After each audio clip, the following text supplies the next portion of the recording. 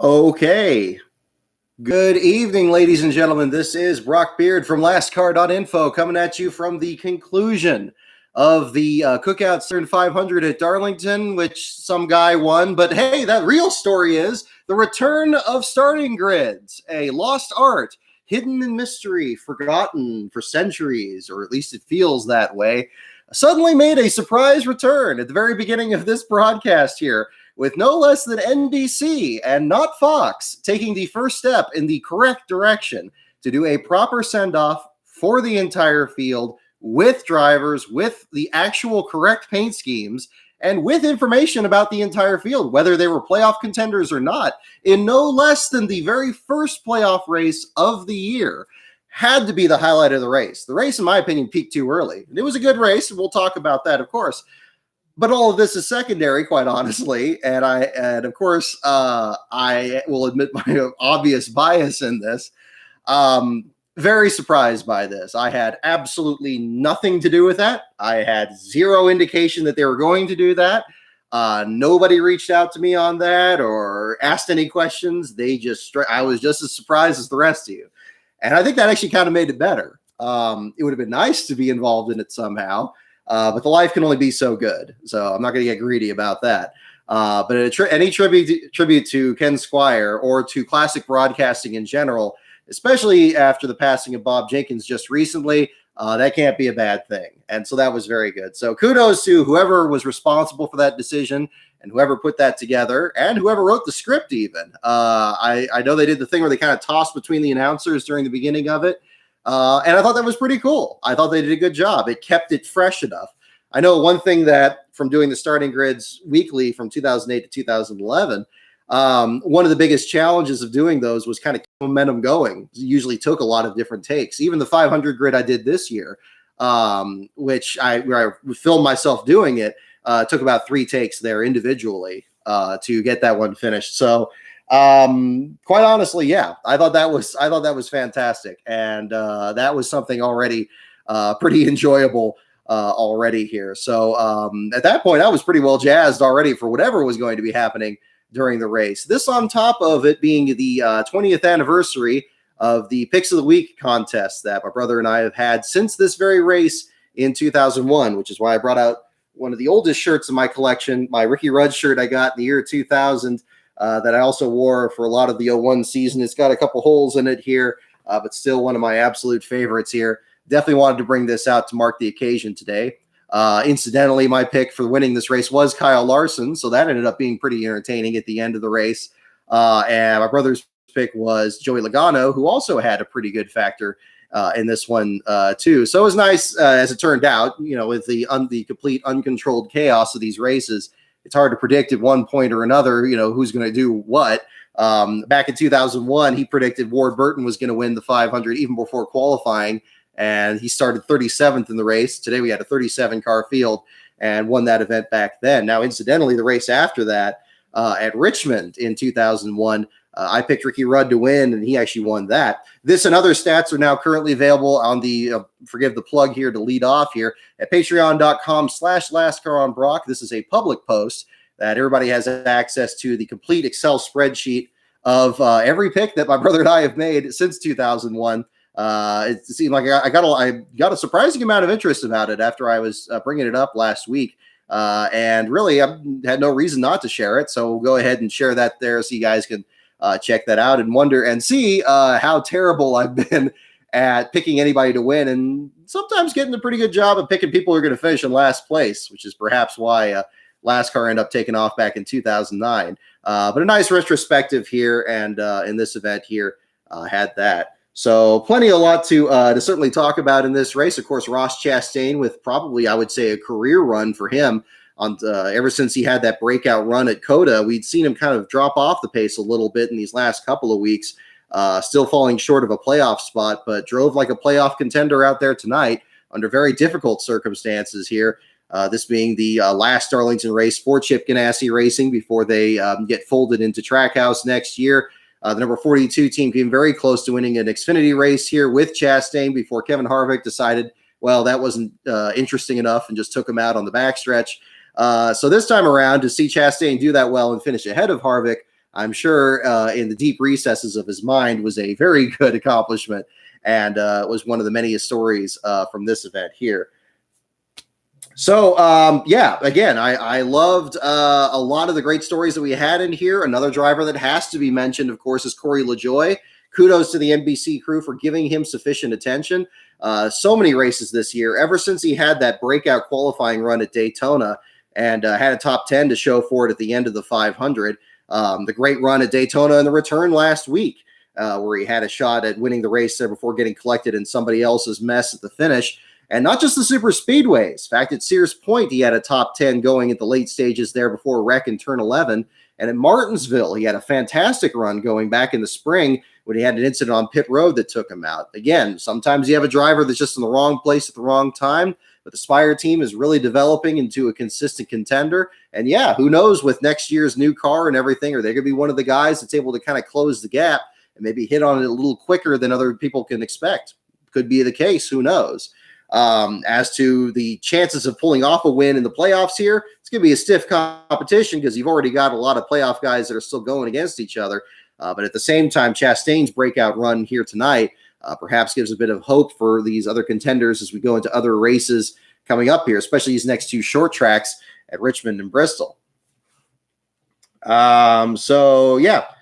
Thank you for the super chat there for Beast of Metal there, 1989. Damn it, I was hoping McDowell would do something. Well, you and me both for certain. The first driver to finish last in the Southern 500 after winning the Daytona 500, McDowell is unofficially, for the second straight week, your last place finisher. Last week, right at the end of our show, when I was sidetracking absurdly there, I mean, not in terms of subject matter, but it really, I don't think it was really appropriate at the time there. But going off on and that and completely ignoring the chat there, I do apologize to you guys. It's like, hey, Buescher got disqualified.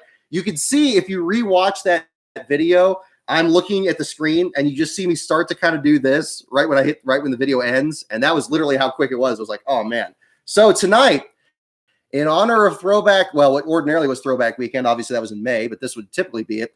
We are going to stay on until disqualification is announced tonight. So no worries on that. If you guys like that feature to return on this show, we can do that as well. I haven't really done that lately because I felt that I didn't want to stretch the show too much longer, especially for late evenings like this.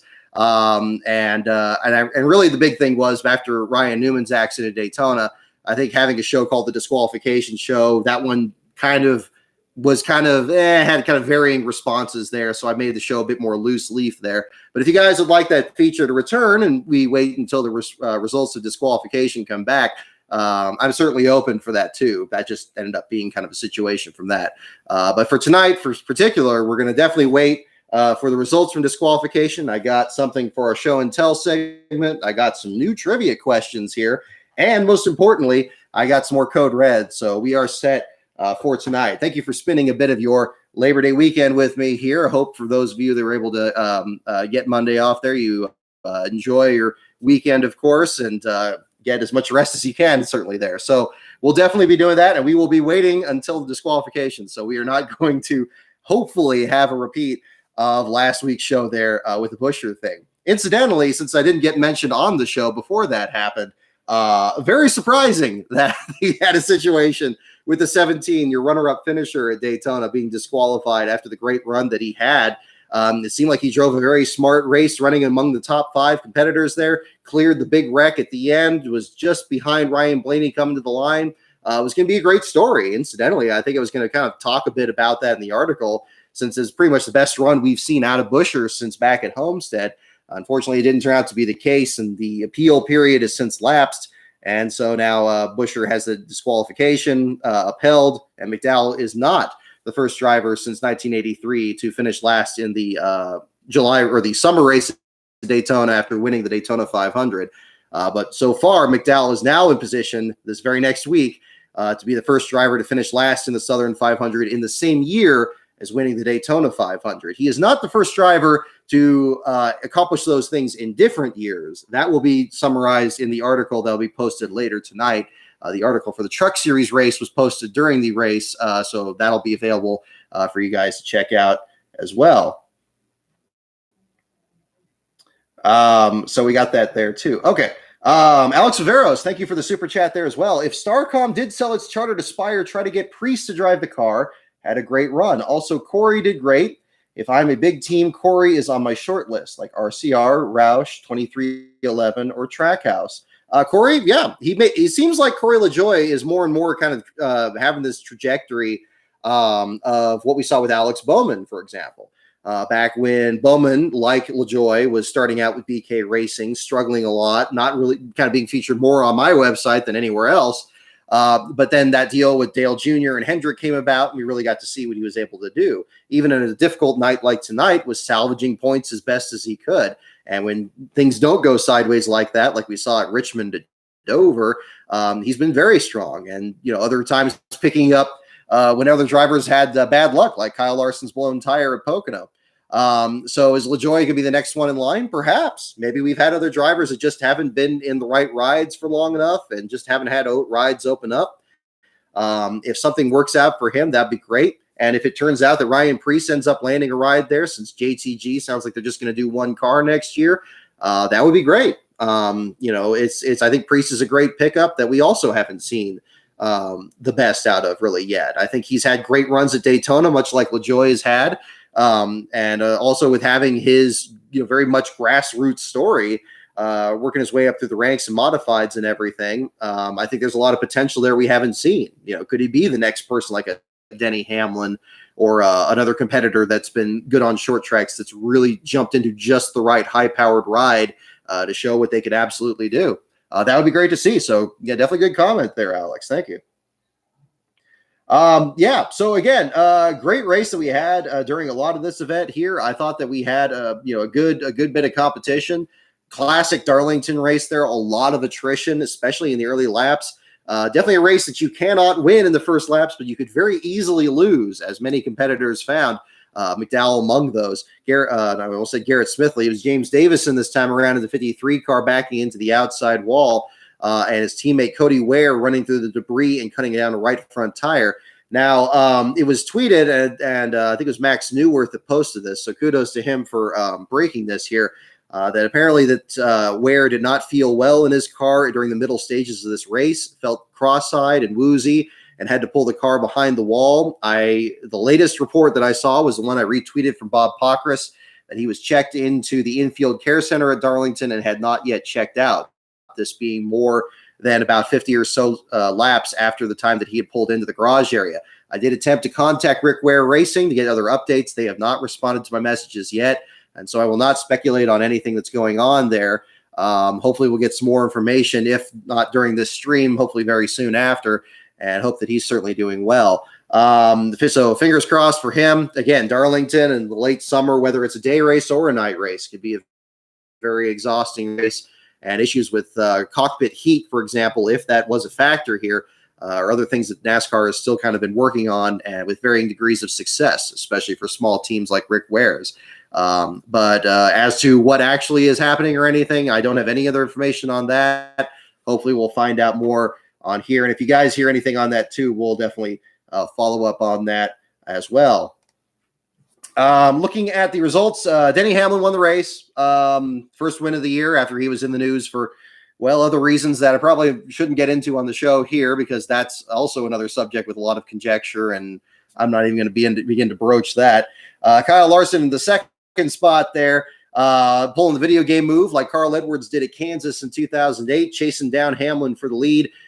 Came up just short. He reeled him in to the point that he looked like he was going to drive through the middle of them in 3 and 4. It really looked like Hamlin had a problem, but clearly that wasn't the case once they showed the replays there. Larson coming up just short, and it seemed like he was even closer than he would have been if he properly executed those last couple corners. So kudos to him on that. Ross Chastain talking about his great run. Truex felled by that issue on pit road there that dropped him back to the 4th spot there. And Kevin Harvick rounding out the top 5. Harvick always a factor at Darlington, even in an off year like he's had this year. His own winless streak will continue on into at least Richmond next week. But with a great top 5 run, he could be in a situation much like his team owner Tony Stewart was a decade ago, and potentially being able to peak at just the right time here in the playoffs and make a good run for the championship. Stewart, of course, won his without the knockout elimination format that we have now. But who knows? Maybe that's a story that's still in the works. Kurt Busch, Brad Keselowski, Joey Logano, Chris Buescher, mentioned him a little bit, and Austin Dillon rounding out your top 10. Dillon coming back from the back of the field after failing pre-race inspection multiple times, coming back to finish 10th. Buescher, after his disqualification, mentioned Daytona, to finish 9th. Ryan Preece just outside the top 10 and 12th behind Cole Custer. Custer having all kinds of challenges this year. It's good to see him have a good run in the playoffs or outside of it. Daniel Suarez just outside the playoffs as well with the Trackhouse effort in 13th. They finish ahead of the 23-11 team this time around with Bubba Wallace in 21st, one lap down, but just ahead of Ryan Blaney in the lineup there. Blaney back in 22nd after a late race spin. Corey LaJoie, your last driver on the lead lap unofficially in the 15th spot. Still a great finish for him. Still something they can build on. So we'll find out what happens from there. Ryan Newman in the 14th spot, skipped over him there. Saw a little bit of his car here and there with the baloney packets designed on his car there. But a decent finish out of him. You know, he was even flirting with the top 10 at one point, but ended up falling back a little bit further in the lineup. Christopher Bell still finds himself on the right side of the cut line despite a 20th place finish, one lap down. Seemed to have all kinds of problems, including the contact with Chase Elliott that knocked Elliott out of the race in the final laps. Elliott, for the second year in a row, has a problem in turns 1 and 2 and pounds the wall down, much like last year when he had the tangle with Martin Truex that took both of them out of contention and ultimately handed the win elsewhere. So further back, Alex Bowman ends up 4 laps down after his early issues. Let's see, Matt DiBenedetto and the great Elliott Sadler throwback in the 23rd spot. Chase Elliott, after his wreck, back to 31st. Eric Jones gambled on tires early, ends up dropping further back in the lineup to the 32nd spot. Cody Ware in 33rd, and that begins the bottom 5 spots there with William Byron in 34th after also another very hard hit into the wall in turn 1. Kyle Busch in 35th spot after a tangle with Austin Dillon off of turn 2. At first glance, I got to say, it looked like a real dangerous entry into the garage area, and I'm sure it raised more than its share of eyebrows. I'm glad that they showed the replay enough times to show that he at least slowed down a little bit after peeling past those, through really those cones blocking the entrance to the garage area. Made sure not to, clip anybody else there on the way into the garage area. Obviously very frustrated here and was very vocal about having to practice in the simulator without being able to practice on the track, and how non-competitive his car turned out to be in the race. That on top of this led to a very unfortunate set of circumstances here where the number 18 gets knocked out of the race and finishes in the 35th spot, just ahead of James Davison and, of course, your last place finisher, Michael McDowell. So, a lot to certainly look at here. I mean, it's a little bit of everything really from one part to the next. But yeah, certainly good to see. We got an update on Cody Ware here. I'm seeing Beast of Metal. Thank you for the link here. Okay, yes. This posted by Chris Knight 16 minutes ago. Thank you again, Beast of Metal. Cody Ware has been treated and released from the infield care center. This posted by Chris Knight. So certainly good to hear. Again, a lot of the comments still talking about carbon monoxide. May be the case. Wookie was posting about that earlier in the event. Hopefully we'll get some more information on that. I still haven't heard back from Ware's team, but again, I think I'm pretty low on their list of people to get back to here. So that's A-okay. But we'll find out in that circumstance there too. Let's see. Okay. So let's see what else we got here. He was released from the care center about 10 minutes ago there from Pacras too. Okay, good. I'm glad other people are covering it also. So excellent. Let's see here.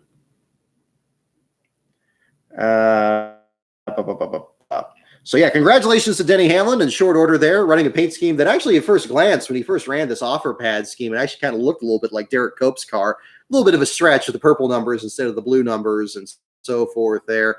But still kind of good to see there. Cope actually had some good runs at Darlington, not just his 4th place qualifying run as featured in Rise of the Field Fillers, but also some other good performances at the same time. More of that I'm actually kind of working on with the Cope book. Actually, just yesterday, I was working on some more updates for the book yesterday. Why did I say that twice? Okay. I sent that over to the Copes here to review. Hopefully we'll get some more updates on that along the way, but I want to make sure that they get a chance to kind of look at it. because I got some more material, including that book I featured on the show here last week, The Men and Machines of Speed Weeks 1990. Had some great gems in there that I ended up kind of introducing into the book as well, and I think really kind of helped flesh it out. I don't have a release date or any updates on the publishing front with that book, but we have taken the next step on that in terms of being able to get it to a point where it's pretty much ready to go whenever it needs to be. And we'll certainly find out from there. And of course, the audiobook further down the line there too. That's something I would love to do again, as I did with the J.D. McDuffie book just this last month. The other big thing that I was able to kind of get accomplished this weekend in between these races here, I have now finished the script for Rise of the Field Fillers episode 8 on Andy Belmont. I know it's been a long time coming since the last episodes, the two-parter on Carl Long in early June. Still do not have a release date on that yet, but I hope that with the advantage of this 3-day weekend here, I've set aside time to do recording of that tomorrow and get that set up. And once that is set up in the timeline, it'll just be a matter of getting the graphics and everything edited together and make sure it's all ready to go. I'd like to get it out before our coverage of Las Vegas coming up in a few weeks here at the start of the round of 12. And we'll find out from there. So that's still in the works there. I did get some great pictures from Brian Hallman, who was by here last week as well, and looking to work on that too. So very excited to get that done. As soon as that gets done, I've been able to kind of collect some other research this past week for some other shorter videos here to help fill the time. I didn't like leaving a big open gap there between the Carl Long video and this one. I know I had the J.R. Charbonneau one last week, but I'm looking to kind of get some other shorter videos in there that can be produced a bit quicker to kind of fill the gaps and get into something a little bit closer to a more regular upload schedule here. In the interest of that as well, I have to give a big thanks to the members of the Last Car Patreon, the Livestream. We reached our latest goal thanks to the support of one particular user, as well as a few others that joined up earlier this week that have now pushed us closer to doing another starting grid this year. But we have now reached the goal where they did vote on doing another starting grid this year, and it is going to be for the Talladega Cup race, which will be the first weekend of October. So big thanks to those of you who voted and participated in that polling this past week. This is a race that I did do a starting grid for last year. We reached our next goal after that. We did the Bristol Dirt race, and so I am going to be doing another starting grid of my own for the Talladega race. I'm very excited to put that together. And again, when we had a couple other people join the Patreon this week, we are now very close to our next goal, which is to do another starting grid. And that one is actually going to mention that it's going to be also for, it could be any race at the end of this year, also into the first part of next year too, since we're basically wrapping up this season. If we do end up hitting that goal in November, for example, of course, that would go towards doing another starting grid in 2022. Not counting the Daytona 500, because I'm already planning on doing that one. For more details on that, you can check out the Patreon, of course, at patreon.com/LastCarOnBrock. So let me check out here. Oh, okay. Alex Viveros, thank you again for your other super chat here as well. And make sure I get that read here too. To your Bowman point, I saw Alex drive the RBA 99 and 22 ARCA car and run well. Was very high on him, and this year has shown his talent. 26th place today could be huge in later in the round. Absolutely. Again, especially with all the problems that other playoff contenders had, the fact that he was able to salvage anything. I remember back in 2017, he had an early wreck back there at Darlington. I think it was like, I think it actually was like Corey LaJoie or Matt DiBenedetto and AJ Allmendinger got in a wreck, and they weren't a factor the rest of the evening. Clearly, Bowman and the Hendrick crew did a great job salvaging what could have been a terrible night for him and turned into just kind of a mediocre to okay kind of performance, certainly by Hendrick standards. So, yeah, and perhaps that run in ARCA is a good part of that experience there with all the fender bending and door banging that goes on in that series as well. So certainly good to see there too. But, yeah, I think LaJoie could be on that same trajectory. Maybe we'll find out about that. So that'll be interesting. Let's see. Brandon Cascade. Yep, we contribute and get starting grid calls. Absolutely. That's the great thing with that. Just again, forgive the long advertisement here, but if you join any level of the Patreon, the way it works is if you join any level of the Patreon, patreon.com/LastCarOnBrock, you get one vote when we reach our next goal to do another starting grid. And basically these have been at like, I think we're like $70 from that, or 60 or 70 from that on there to the monthly amount. Basically, whenever we reach one of those marks, more details are on there. Yeah, I say, okay, I'm going to open a poll. These are the races that are eligible: Cup, Xfinity, or Truck. Everybody gets to vote on which race they want. Give like a week there for people to vote on it, so it circulates enough, and everybody gets a chance to vote on it. And yeah, then you get a chance to vote on which grid I get to do. So if you like the starting grids like tonight, or like the one I'm going to do for Talladega this October, you're interested in that, definitely check out patreon.com/lastcaronbrock. It doesn't have to be the largest level. We have levels all the way down to $1 there. And of course, you can cancel anytime. If you just want to get some swag and then cancel right after, I totally get that. And so that's perfectly cool too. I actually just got some stuff I'm sending out in the mail this week here. So looking forward to doing that and getting that all set up here. So we got that. The Amphibia 400 at Kansas. Well, hey, you never know. That'll be another one to do. But yeah, I'm glad you guys like the starting grids there. And yeah, it was enjoyable seeing the NBC guys tackle that. I thought that was really, I was so excited. I actually applauded at the end of it. And that was really cool. And I love that Dale Jr. said shotgun on the field. I mean, it was like, that was a solid, like, oh gosh, I don't know. Like, it's up there. I mean, that's really good. They use the right format. I mean, there's a lot of little tricks to it. A little bit of inside baseball here. I like that they used a format where you had very clear boxes and strict dimensions. So you know what size to make the pictures of the cars, what size to make the pictures of the drivers. You can drag and drop them and make those layers really easy. And did a great job with that. And actually managed to get pictures of the cars, renders of the cars for everybody in the field, which I didn't think they were going to do. I thought at first, when they first started doing it, I thought, okay, well, they're going to do this just for the playoff guys, and that'll be cool, but it'd be great if they had everybody. Then they kept going. I'm like, well, they're probably going to do like ESPN did, maybe do like the first 7 or 8 rows and then stop and just show names on the screen. And I even back then with the great Bob Jenkins, God bless his soul, I didn't like it when they cut off those grids that early and just went to names on the screen. And then they didn't do that. And so then they showed like the whole thing, and you got to see like James Davison. They had stuff to say about him, or Joey Gase and all that. It was great. Most exposure a lot of these drivers have ever gotten in a while. I hope that they keep doing it. I know it's optimistic to think that, because Darlington's all about throwback weekend, and they'll probably just do that just for the heck of it. But I think they really got something going there, and it seemed like the response was universally positive on Twitter there. People that maybe aren't familiar with the grids that Ken Squire, Bob Jenkins, or a lot of the other greats did long before I ever got to them. It's a much longer tradition going back to, you look at races from like the 1979 Busch Clash had like a real epic intro that played like, what was it? Had like a Chuck Mangione soundtrack in the background and went through the lineup there. And it just gets you hyped. It's like a Ken Squire storming over it and introducing JD McDuffie and Lenny Pond and Buddy Baker and all these other epic names. It's a great watch. I think it's on YouTube. I recommend it too. So it's a lost art. Maybe it's coming back. I certainly like to believe it. It's definitely not that difficult to do.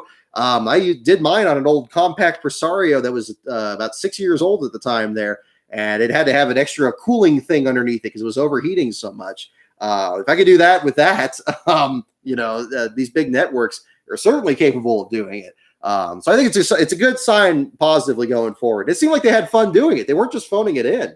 I thought that was great. I have a feeling it was probably Junior's idea, which is probably why he wrapped it up the grid at the end, but it was really good. It was really good. And it brought, like I said, I was serious when I said it brought a lot of good memories back, because even though I don't do the grids weekly anymore, I've kind of transitioned to doing these other videos here in the meantime. And of course the books and all that, it just hasn't fit into my time schedule here, but I do like doing them from here and there, because I do know there's a sizable section of my followers and viewers and stuff that really like those, and I don't want to deprive them entirely of that. But things like today are a good indication that maybe this is an art form that's getting its recognition back. Hopefully we'll see if we get it back at Richmond here, or if it just becomes a thing for Darlington. I don't know. I hope to get some more information on that the days and weeks coming forward. But in the meantime, I think the best thing everybody can do is just, find wherever they post that video of that grid and just give it as many, positive comments and everything as you can, and let them know that this is something you like to see, and maybe they'll just keep doing it. because I think they're certainly capable. I thought that was a very good job outside the box. It's such a useful storytelling tool. Like, you know everything that you need to know. If you know nothing about racing or nothing about NASCAR, you could watch that grid or probably any other one and know exactly what you need to know who are the big contenders, who are drivers that have won here before, who has a lot of momentum, who did what, who these people even are, and then that helps. That can only help when these people go to racetracks and meet these people for the first time. It's like, oh yeah, I remember you from this race when they talked about you doing this. Tell me more about that, and then that's great. Again, every driver out there is a story, just like J.R. Charbonneau back in the 80s, or Joey Gase, or Garrett Smithley, or anybody else out there that's running in the back of the field. Very much the same thing. So I'm hopeful that something gets going there, but we'll certainly find out along the way. Alex Averos, thank you for your super chat again. My goodness, man. Also, remember, Dale Jr. wanted Corey in his Xfinity car. If Dale goes to Cup, Corey could be a dark horse pick. Yeah, that's true. That's true. JR Motorsports looking, kind of lurking in the wings, trying to get into the Cup Series here. We're going to find out how that shakes out. The charter system, of course, has become a bit more of an obstacle rather than a means for people to get into the sport that want to. But yeah, I mean, it seemed like he was, really big on Corey. I was almost thinking you were going to mentioning JR Motorsports, like how BJ McLeod almost got to be the relief driver for Michael and Annette. What was that, back in Atlanta a few weeks ago? That was going to be really exciting. I would have loved to follow that story there. I think it ended up being Josh Berry again or something, but that would have been like really something to kind of else to really see. So yeah. All righty. Did Ricky Rudd ever? Oh, Jack Garland, I saw your comment there. Did Ricky Rudd ever run at Darlington? Oh, absolutely. He ran from the 70s into the 2000s. If you mean that if he ever won at Darlington, he actually did win a spring race in 1991, a race that Michael Waltrip very well should have won his first race. He led the most laps he'd ever did in his entire career and lost the race on pit road to Ricky Rudd. So it just shows how things trade around.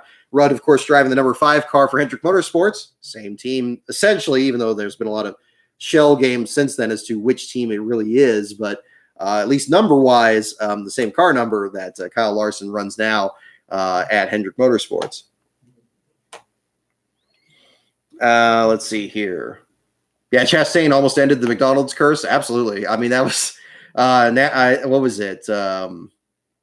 Yeah, a few people were bringing that up there tonight, but that certainly was a big story. Unfortunately, didn't quite shake out that way.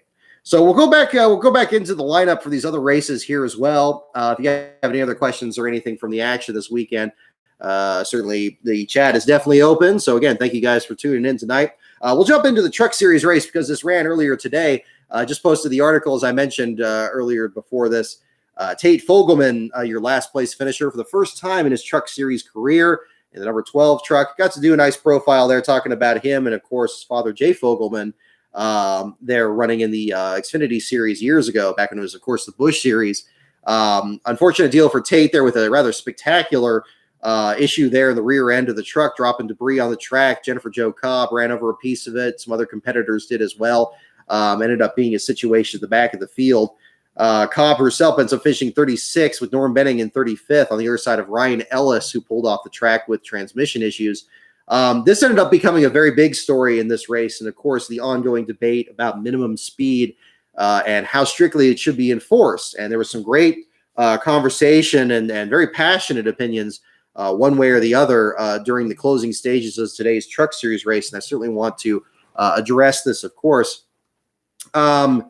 Maintaining minimum speed at Darlington is certainly not a new issue.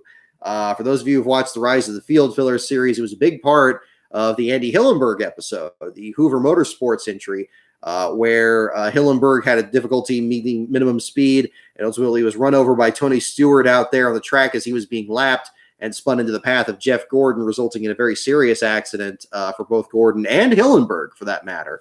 Hillenberg was very contrite about it, not happy that his car was involved in such an accident. Gordon was certainly upset about, the circumstances, not really blaming Hillenberg himself, But again, saying that there are some drivers that shouldn't be out there, at least in his opinion. Seemed to be not willing to say that, but still saying it nonetheless. We're seeing very much the same of that, of course, during the issues continuing with both Norm Benning and Jennifer Jo Cobb, not by themselves, but more often than not, we have seen both those drivers kind of locked into this, where their owner drivers in the lowest division in NASCAR's 3 National Series seem to be going through all kinds of different issues, even just with just regular technical regulations, whether it's the Fords that Jennifer Jo Cobb's team have picked up, or the new nose that Norm Benning had to put on his truck after he was forced to withdraw from Gateway. In the past, I've seen minimum speed being enforced a lot more strictly at the concrete tracks. I think it's because the closing rates are so much quicker and it's so much harder to get around somebody that's slow in front of you. So Bristol and Dover, we've seen drivers like Cobb and Benning being flagged off the track. The next closest behind that would have to be Darlington, the single groove track, even with the new pavement in turns 1 and 2. Still creating a difficult situation for all competitors out there. And I hate it for both of them. I mean, I think the misconception, though, comes in where it's like, this belief that drivers like Benning or Cobb, they're doing this because like, oh, well, they're just kind of cutting corners and, it's almost like they're running slow by choice or something, which is a true but not accurate statement. I don't want to make it seem like a straw man, but there's kind of this conclusion, this feeling seems to be that like, well, why don't they just make the trucks go faster? It's like, well, they can't afford to. It's like, well, why are they even out there? It's like, well, they love doing it. And, what do you do when somebody loves to go out there and their trucks do pass inspection and their licenses are maintained and they pass every drug test and every other test that they have to go through and follow the rules as best they can up to the point of actually being out there on the track and staying out of everybody's way. And then after all of that, at one point, they don't reach minimum speed. That's where it becomes a situation where they get taken off the track. There have been issues, and I'm not sure how much of this I'm at liberty to say. There have been issues between the Benning team and the Cobb team in terms of a perception that the minimum speed rule has been not enforced consistently. And this isn't a matter of conjecture. This is something I've actually spoken to with the parties involved on this. And there was evidence of that in today's race as well. Jennifer Jo Cobb's truck had issues with minimum speed at the very beginning. And a lot of the tweets I was posting was from the radio traffic from Cobb's team at the very beginning, that they were very concerned about maintaining minimum speed, even in just the opening laps. That there was an issue that was so serious that they had to come down pit road under green for an unscheduled stop just to keep up for pace. This is not NASCAR demanding that they come in, but this is a situation that they had. Now, when I listen to these broadcasts, when I'm listening to it live, I have the officials in one ear and I have a team radio in the other. I usually start with the last place starter and then change the channel for the driver team to anybody that's running in last place. So in this particular case, Cobb had dropped to the back of the field basically after the first lap.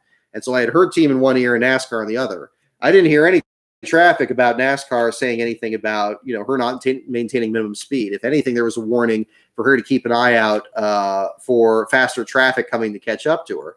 When it came to Benning a little bit later in the race, there was suddenly, real, just frustrations over the 6 teams radio that he was trying to maintain minimum speed. It seemed like they were concerned, either whether it was a lack of communication or whatever else.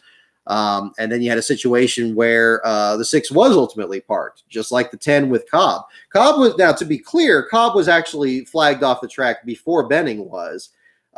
So by that point, there was a situation where both trucks were actually, dropped off the track, and Cobb was commanded to drop off the track before Benning. But it's interesting that with Cobb, it didn't come up in that early part of the race where she was struggling really at the start. Whereas with Benning, it sounded like this was a persistent issue that they were dealing from very early in the race. I wasn't listening to the 6 teams radio at that same point as Cobb's, but you did have a situation where they felt that it wasn't getting enforced in the exact same way. Now, again, there's a lot you could kind of deconstruct from that one way or the other. Is it just an oversight? Or are they just more concerned about this one team versus another? Is it a matter of the nail that sticks up most gets hammered down? Do they just perceive that Benning's team is more having that problem than Cobb's team? Hard to tell, but Cobb's team certainly sounded concerned right from the beginning of the race that felt that NASCAR was going to raise hell about what speed that they were running. And there weren't really, in those first few laps, especially the first like 20 or so laps, there weren't really any communications from NASCAR, even advising them that they were in danger of, having to pull in and get their truck serviced. That never really came up until really when Benning was actually dropped off. It's a bizarre situation. Because if you look at like older races, like in 2004, one big thing that came up, and I don't know if I addressed this as much in the rise of the field fillers, if a driver isn't maintaining minimum speed, they're not going to just let you stay out there. They're going to pretty much go through those steps really quickly and determine that it's not safe for you to be out there. They're not going to sit on it for 70 or 80 laps. But that was more or less what we saw in this particular case. In 2004, during the field filler situation, when a lot of these teams came back for Darlington the second time after the Hillenburg accident, a lot of those drivers were pulled off the track in the very early laps. I got to get the actual lap counters here in the meantime. But they had Mario Gosselin with the Hoover team. You had Morgan Shepherd. I believe the 02, the Score Motorsports team, was in that one as well. Let me get the actual results here to get the correct lap counts. But yes, in the Southern 500 here, you look at the bottom of the field there. Morgan Shepherd was categorized as too slow after 10 laps. Kirk Shelberdine after 14 laps. Mario Gosselin in the Hoover car after 14 laps. And then everybody else was more or less stayed in the race. Other competitors, you had other teams that we featured here. The Arnold Motorsports team was towards the back of the field. They got taken out in a crash. Hermie Sadler's Score Motorsports team, we haven't covered yet. Another team that was able to complete more laps. But again, the 80, the 72, and the 89, they were dropped off very early. Now, is this a difference between the Cup Series and the Truck Series? Is there a bit more latitude in the Truck Series than what we see in the Cup Series? It's a good question. The problem is we don't know. And it seems like from the indication is from Norm Benning's team, it sounds like they don't know either. So it'd be nice if there was a bit more transparency. Why weren't they concerned about Cobb not maintaining minimum speed at the beginning, but it became an issue once Norm was struggling out there? I don't know. It's really hard to tell. And it would be interesting to see. But again, kind of my 2 cents on that. But I'd like to see if there was something more going on with that, because I think that minimum speed one, the reason this frustration comes up, I think, is, again, the same problem that we see with NASCAR for a lot of these issues, a lack of transparency and a lack of consistency. And, again, it's something like minimum speed. It's not really a judgment call. Either you're running minimum speed or you're not. And there were indications from Benning's team radio that they were outpacing. Yes, they were damaged trucks, but the damaged ThorSport entry of Ben Rhodes and the damaged GMS entry of Jack Wood. In fact, in Benning's case, said that he passed Jack Wood's truck twice during that race and still was black flagged at pretty much the same moment as Cobb was. And Cobb seemed to be struggling much more during the entirety of the race, not just that particular portion of the event. Now, I know that there's another flip side to this too. I know that drivers are going to try to do the best that they can to keep their operations going, whether they're an underdog driver or not. I know that they have to paint things in the best possible light in those circumstances. And I know that the real truth of the matter is maybe not entirely on the driver's side and not entirely on NASCAR's side, but somewhere in between. There's a little embellishment from one side or the other here. So I'm not going to I don't want to make it seem like, there's only truth coming from one side and only lies coming from the other side. I think that would be just, that wouldn't be accurate. But I do think that there's enough of a debate out there that a call for some clarity is warranted, really. And it's especially concerning in the case with Benning, because according to Benning's team radio, he was urged to run the bottom line, which you just can't run at least in a truck with scuffed tires or, running down on power. You got to run in the high groove. You got to run in the high line to kind of build the momentum up. This is the exact same problem that Benning had in the spring race here when he was black flagged at the same time. So again, and this is again the trouble with a lot of these things at the back of the field is when there's not a lot of coverage and there's not a lot of attention, you don't get a lot of information. You don't see it in the broadcast. It never gets mentioned during the FS1 thing. You try to piece it together as best you can from the team. But again, that's a lot of hearsay as to what NASCAR hears, unless you're listening to the team official radio. And by the middle stages of the race, I wasn't listening to what the officials were saying at that point. I was just listening to Benning's one there because, pretty much last place was already sewn up. But I do know at the beginning of the race that Cobb had those concerns, and it didn't seem like Benning did. So, we'll see how that all shakes out there. But yeah, kind of a weird situation, but another one to kind of look at there.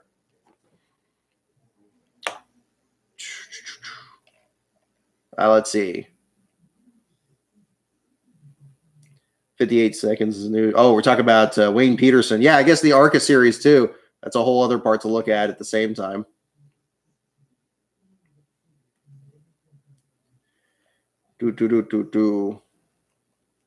All righty. Oh, goodness. Thank you for the super chat there, Beast of Metal. Did you hear about the huge crowd reaction when Hamlin got penalized late in the Xfinity race?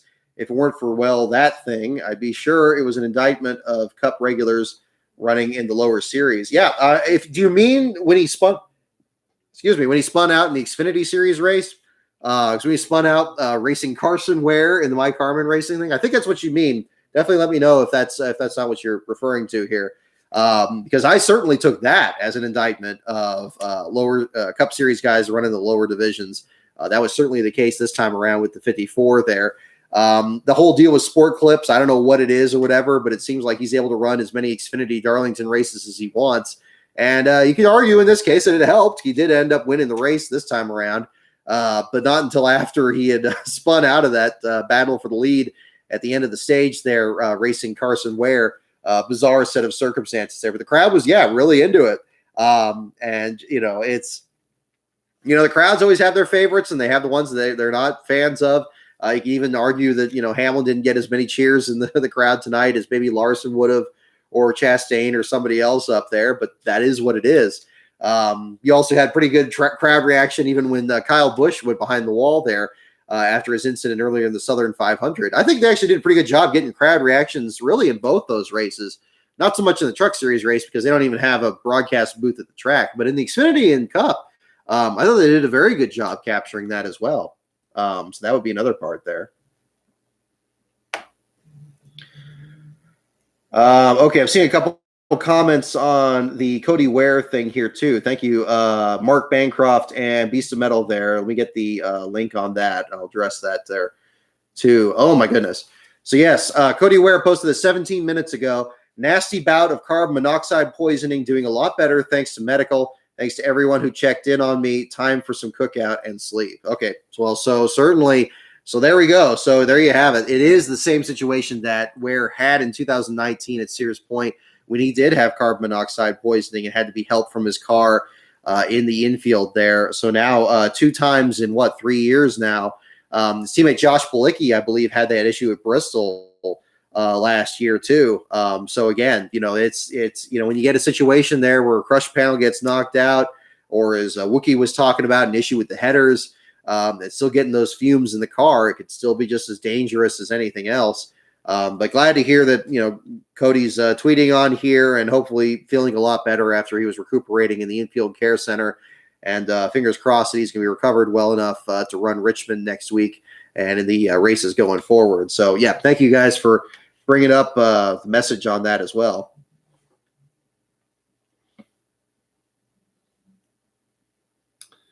Let's see. No, Denny was penalized late for speeding on pit road. That's when I noticed the crowd going wild over his misfortune. Oh, yeah. No, I get you. I get that. And, yeah, maybe that is about that, too. I mean, I don't know. Again, I don't want to go too far in the weeds on that because, again, that seems like it's an ever-evolving situation. But yeah, with Denny Hamlin, okay, the penalizing for speeding on pit road, was that during the Xfinity race, too? Or I guess so. But yeah, I think people do take a dim view of these Cup guys running lower series and drivers that do it. And I think, again, as NASCAR seems to kind of underestimate, I think a lot of these fans are knowledgeable enough to remember when a guy runs these Xfinity races. So they see somebody like Kyle Busch or a Denny Hamlin or so forth, and just, maybe not be as big fans of them. You kind of hear some boos about them running the lower series. But I don't remember it in that particular instance, Beast of Metal, but I seem to remember it more when he spun at the end of the stage. But I'll take your word for it because if it wasn't a crowd that roots for Denny that much, it may just be the simple case of that for sure. Let's see. Wayne Peterson, 24 seconds off the pace. I mean, my God. Well, ARCA with minimum speed, that's a discussion for a whole other thing. I mean, that's definitely that too. So there's a lot you can look at there. I haven't followed ARCA that much because that's been more Williams' part of that there too. He's covering the action there on that this weekend. So we'll get some more information on that going forward too. Let's see here. All righty. So, okay. Well, I guess it kind of leads us, it kind of dovetails us into the Xfinity Series race here too. I mean, Sheldon Creed won the truck race. I guess not entirely surprising. I guess. Well, John Hunter Nemechek seemed like he was charging there at the end. Good to see Stuart Friesen get a good run after a lot of problems. Parker Kligerman, another top 5, like he had a Watkins Glen. That was pretty cool. Carson Hocevar, a little bit off the pace there, but still, kind of maybe more conservative run there than he had in the spring, finishing in the 11th spot to keep his playoff hopes alive there as things get rolling. Clay Greenfield, after starting last on the grid, charging up to 19th place. Great effort for him and the 68 team. An effort that we haven't seen all year. First time he's been able to start a race all season. So that was good to see. Unfortunate to see Tyler Hill with the tore-up truck there at the end. The Hill Motorsports team trying to make ends meet. They didn't have a sponsor on the truck, so that's really troubling to see. Hopefully things will be able to turn around when they come up to races like Las Vegas. We're going to be doing our trackside coverage again later on this month, and we'll certainly find out. Haley Deegan looked like she had a pretty good run. This is the first time she's actually finished in the bottom 10 this year when I was doing the statistics there. She's actually had some solid runs this year in the number 1 truck. Unfortunately, this time around wasn't one of those cases. Ends up finishing a few laps down. But Sheldon Creed, just seemed to have that race well in hand, despite kind of some of the craziness further back in the pack there. A couple of multi-truck pile-ups there along the way. Nothing quite to the size of what we saw in the spring race, thankfully, but a different set of circumstances there. All right. Let's get to the Xfinity Series here. Congratulations to Noah Gragson with his first win of the season. I believe the first, they said, since Bristol last year, if I remember correctly. That's not the end of the field that I specialize in. That would be the back of the field, where Gray Galding, at the very beginning of the race, had something weird going on with his gauges. And again, you take people at their word on this. Had a problem with the gauges, had to come back down pit road, and ultimately pulled behind the wall after 2 laps with electrical issues. This was very much kind of like a throwback in terms of last place finishes, because it took a very brief amount of time for NASCAR to actually declare him out. Even in the Truck Series race, where Benning and Cobb were flagged off the track, it took until pretty much the closing stages of the race for NASCAR's official to relay a message to the head director there that both of them were actually out of the race for not maintaining minimum speed, even though that had basically already happened and those teams were pretty much loaded up by that point. As you would imagine. But with Galding, it was about 8 laps into the race, just a few laps after that the 52 was already out, and not even a clear indication of if they even completed any repairs during that time. So different situation there with Galding. Jimmy Means, during the closing stages of tonight's race, gave an indication that there were going to be some openings in their schedule. Let me get the actual tweet pulled up to get full context to this. Yes, Jimmy Means posted this. Actually, okay, it's 10 hours ago. Okay, so not a few minutes ago. Earlier today, posting, at this time, we have driver opportunities in the NASCAR Xfinity Series available for Charlotte, Texas, Kansas, Martinsville, and Phoenix. So for, the last 5 races of the season. Drivers must have sponsorship in place, serious inquiries only, and then Means posts his business email address on there. This posted again earlier today. So problems perhaps for the Means team. There were some concerns about if this was possibly a start and park situation that happened at Darlington. Hard to tell. I wasn't there. I don't have any information on that. I don't like to speculate. But this seems to indicate that there are issues in terms of them closing out the season. So we'll see on that. The Charlotte, Roval, Texas, Kansas, Martinsville, and Phoenix, what they're looking for. So by my count, I guess what they have, Richmond, I guess the rest of these coming up this month there. Because, wait a minute. I guess Talladega is locked up because they have a second Xfinity race at Talladega, right? So they got, you have Bristol, Okay, you got Richmond, you got Bristol, and you have Vegas, and then you have Talladega, and then the Roval's after that, I believe. I actually got to pull up the actual schedule to get that right. I'm sure somebody right now that's rewatching this in the middle of the week is screaming at the thing saying, "No, it's not right. It's not the way the schedule goes at all." Okay, well, all right, I'm checking it here, future viewer. All right, let's take a look. Xfinity Series results. Okay, yes, Richmond, Bristol, Vegas, Talladega. Okay, so basically that tells me that the Means team is good for at least till the beginning of October in terms of sponsorship. And then the last 5 races of the schedule here, starting with the Charlotte Roval, they're looking for sponsorship and, drivers with sponsorship ready. Hopefully for the Roval, maybe this will be an opportunity for one of those road course ringers to get in there. Texas, Kansas, and Martinsville, man, that's a tough road on that. Phoenix too, even for a championship run. Maybe there's a guy out there that's just trying to get any kind of exposure possible. But kudos to Means for posting the message at least when there's a time that people can kind of reach out. I know the 52 has seen some other competitors in there with sponsorship, even Spencer Boyd returning to the Xfinity Series to make a few starts. We'll see. We'll see what happens from there. But another storyline to kind of keep an eye on going forward. Let me see here. Okay, so I already checked that. What's this? Okay, that was from the Cody Ware thing. Let me get my windows rearranged here. All right. See. Okay, from the rest of the Xfinity race. So, yeah, Galding in last place. Sam Mayer with a spectacular brake fire that NBC decided not to show us. Everybody seemed to be talking about it. I didn't see any indication of it. It seems like kind of a hard thing to ignore. But there you go. It's still a work in progress on both of these networks. Riley Herbst, Tommy Joe Martins with probably one of the scariest accidents in that race there. Very hard hit from Riley Herbst to the back of Tommy Joe Martins. Devastating hit financially for the Martins team, which had already announced a really huge turn of events for their program. Congratulations to Tommy Joe Martins. Since our last show came the announcement that they're going to now merge with Cesar Baccarella, who has brought consistent sponsorship from the AP Sports Regimen Company to Mario Gosselin's effort as recently as Daytona. Still bringing that effort on there to get some extra backing for the number 44 team, and Martins himself scaling back as driver to open the door for, among other competitors, Raja Karuth, who has been developing as a driver in a lot of the different lower divisions here. I believe in the what series is the ARCA East? Is it correct? But in the lower divisions there in stock car racing, now getting into the Xfinity Series, very exciting there. Always good to see new drivers come up the ranks, and exciting to see teams staying in the sport and doing what they need to survive, really. And a great effort for Baccarella here to work something out there. Hopefully, this means that Mario Gosselin's teams can be okay, because Baccarella has not had a large part of their schedule for their multiple cars out there, but at least enough of it that it was providing some funding there too. Gosselin's team, of course, as you can see just this past week with Alex Lebay getting the top 10, really shows that they have some good speed when they can show it as well. So that's another part to look at too.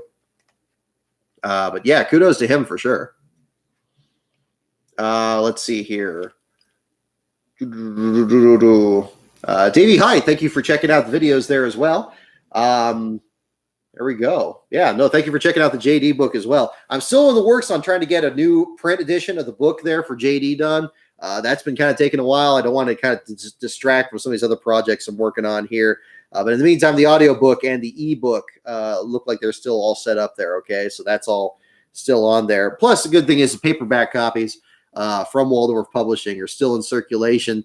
Definitely don't go too high above list price on those, because there's a lot of, I've seen some listings, and I've actually talked to Amazon about this, where people were really having like ridiculous prices on those. Definitely don't do that, and that's it doesn't help anybody on that. But usually the prices stay around the $16.95 retail price, or $20 as I did during that. If it's much more than that, I would kind of wait on that in terms of the print books, at least among the current batch here.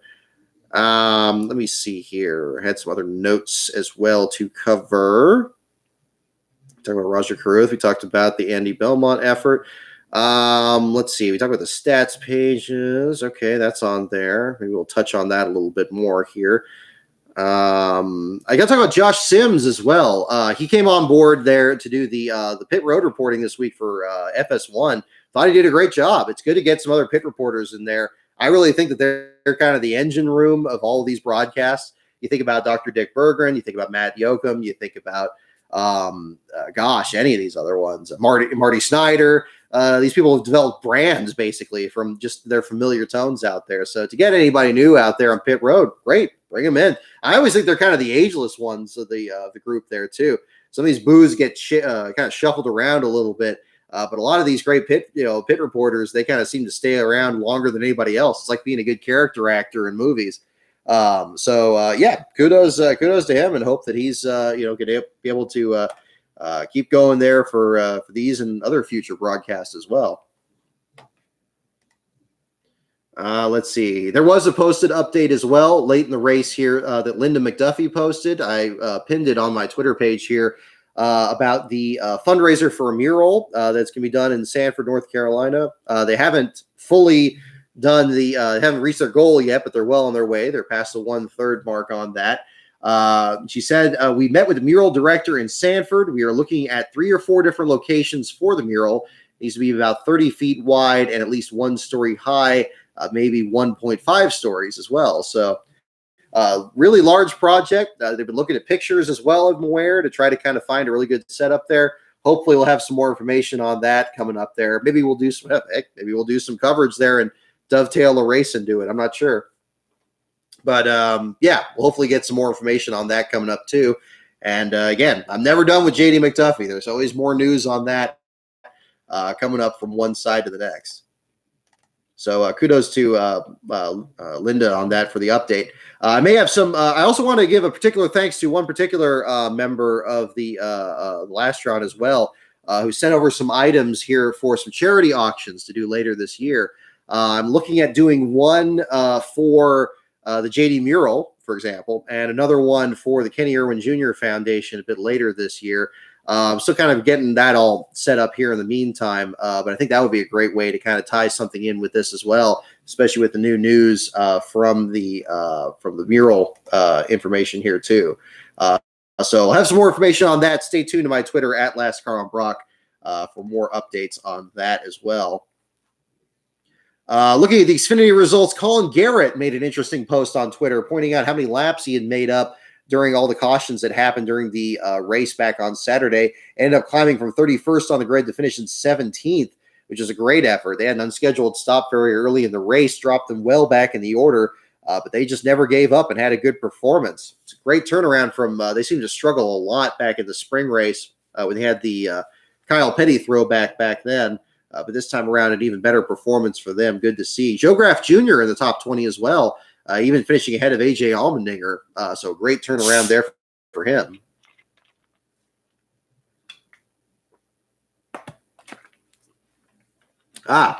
So this brings up another issue from the Xfinity Series race that kind of is very similar to the problem that we had with Norm Benning and Jennifer Jo Cobb during the Truck Series race. That being the example of Timmy Hill in the late stages of the Xfinity Series race. In the closing stages of the race, Timmy Hill stayed out to lead a very late race restart with, I believe it was 32 laps to go. Lap 114, he was last out front there. Looked like he was going to have a shot at maybe getting some kind of a good finish, but of course the problem is at Darlington, you're up there on old tires. You can see how very quickly you can drop to the back of the field. And that situation's made worse even more by running a more lower funded effort out there. Sometimes that can have rather disastrous results. You think back to, I believe it was Atlanta. It was either Atlanta or Texas. I think it was Atlanta because we were in Texas. I don't remember this there. Where Kyle Weatherman stayed out in a late race restart after not contending all day, running on old tires, ended up having an issue in the transmission coming through the gears, ended up causing an incident in the first corner that knocked him out of the race and a couple other drivers as well. In this particular case with Timmy Hills, a big wreck was avoided, although it did block the path for Daniel Hemrick, who up until that point was having, again, another very close effort at actually trying to pull off a victory in the Xfinity Series, but ended up denied again as he was almost singled out in the pack there, the way people swerved around Hill there and dropping back to about the 13th spot, gained a few spots at the end, but unfortunately ran out of time in that particular set of circumstances. Certainly, again, we go back to the issues of slow traffic and what drivers can do to actually kind of compete out there. I am still of a mind that lap traffic is an element that makes races more interesting. That when you're out there working traffic and these guys are laps down, they're not just going to quit the race just so these guys can run with clean racetrack. They'll pull out of the way as best they can, but they're still competing as best they can to pass other drivers that are lapped out there too, even in a long race like this. The line blurs, though, a little bit when you're trying to do a strategy and stay out on old tires. I think that we're seeing in these last couple of examples, the Kyle Weatherman one and the Timmy Hill one, a bit more of a troubling trend where, whether coincidental or not, a transmission issue or some kind of issue on the restart there, the car just can't get through the gears and just gets swallowed up. It's well different from a situation where, I mean, obviously the optics are bad. I mean, you have a situation where a driver is running for a more lower funded effort, and they're like, oh, well, this guy's got no chance to stay up there. He's just going to get swallowed up and he's going to drop to the back of the field. And in these particular cases, they do. Yeah, they would have been passed, certainly, but would they have dropped back anywhere near as quick if these issues with the transmissions didn't come up? I don't know if this is just a coincidence that these two teams seem to have this similar problem, or if this is something that's more endemic of a certain section of the garage area that's trying to make these moves, and maybe they weren't quite as catastrophic as these, but now it's suddenly a bigger problem. If it were an isolated situation, I'd say, well, not a big deal. He was trying to do something. Who's to say that was going to happen? But now we have two of these situations, and as much as it pains me, I'm a little bit bothered by this a little bit. And it's not so much who was more or less a victim or who was most disadvantaged by the situation. That's not really as much of it. It's just the similarity of the situation. I don't know what it is. I'd hope to get some more information on that. It just seems like an unbelievably terrible situation. If the driver knows that their transmission is having an issue, and then they decide to stay out on old tires and try to lead some laps when there's no longer any laps led bonus points, that's one thing. If you don't know that you have your transmission, locked up, but you're managing to stay on the lead lap, you're kind of up there, and hey, maybe you can kind of get up there, maybe steal a top 10 if you can, because just a few laps to go. It's hard to really fault the team for trying to go for it, even if something like this does end up happening. Is that the situation with both of these? I don't know. It would be interesting to find out. I know I got a little bit of guff here the other day from somebody that wasn't, was wondering why I didn't know how much tires cost. I try to be as upfront as possible. I don't, if there's something I don't know, I'm not going to make it up. I'm just going to say, I don't know. I'll see if I can find out as best as possible. But the answer is not always, immediately available. And in the case with Timmy Hill and Kyle Weatherman situations, it would be interesting to find out more what did happen. Because I think that would be part of, the proper way to address whatever problem this is. If it is a situation where they're aware that their car has, doesn't restart very well or has a transmission issue, then yeah, it probably wouldn't be a great idea to go out there and stay out on old tires and all that. Whereas if it's a situation just sprung up and nobody knew it was going to happen, and by all means they thought, okay, well, we're doing pretty good, and then we'll just try this strategy. You can't really fault them in that case. At the end of the day, though, each of these teams are businesses. They're all their own businesses. They run these races. They run them under NASCAR rules. They follow the rules as best they can. They have to do what's best for their organization. Obviously, they're not going to want to tear up their car or tear up other people's cars. They're going to try to get the best finish possible. At some of these tracks, you have to be more resourceful than others, and track position is even more critical than others.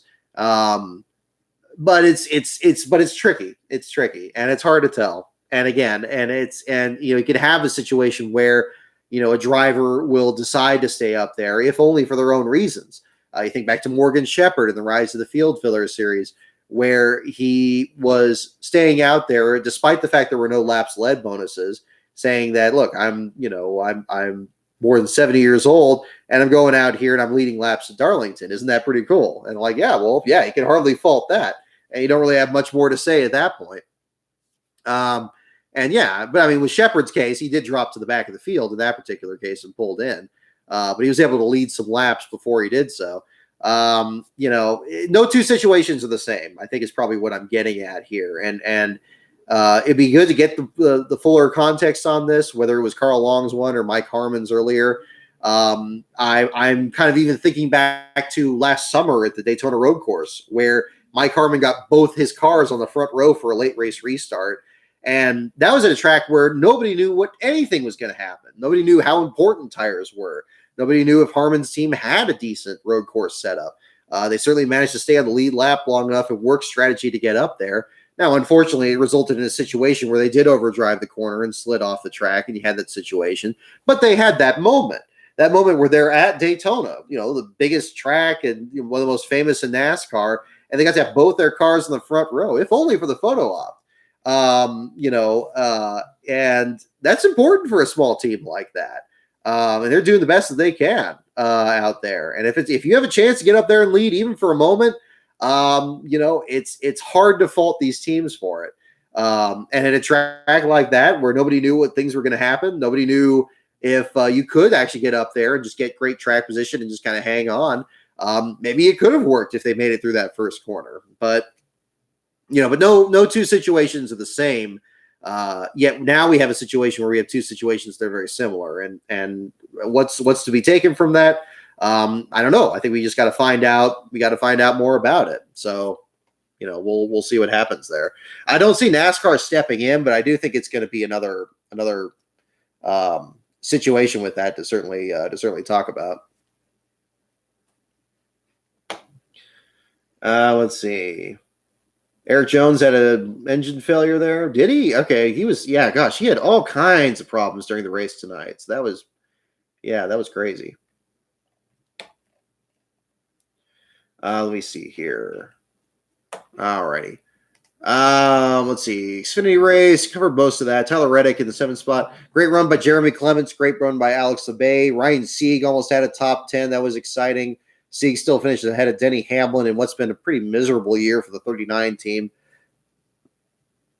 We'll see what they can do there. Brandon Jones just has zero luck here. I don't know. I mean, we're not even in the playoffs yet, and he's just, between these last 3 or 4 races, there's a couple of last place finishes, had a hard hit in the wall, still got to finish the race in 33rd. So kudos to the Joe Gibbs team for trying to patch something together there and make lemonade out of a handful of lemons there.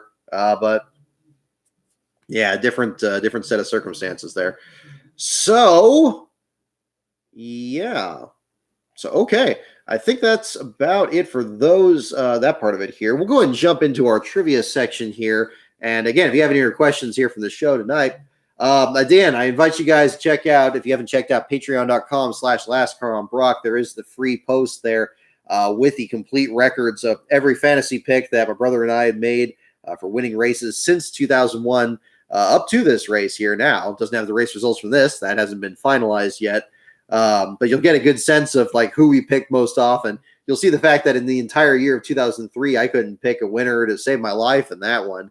Whereas I think Lastbro won like 6 times. I never picked Ryan Newman. So that was a big problem back then.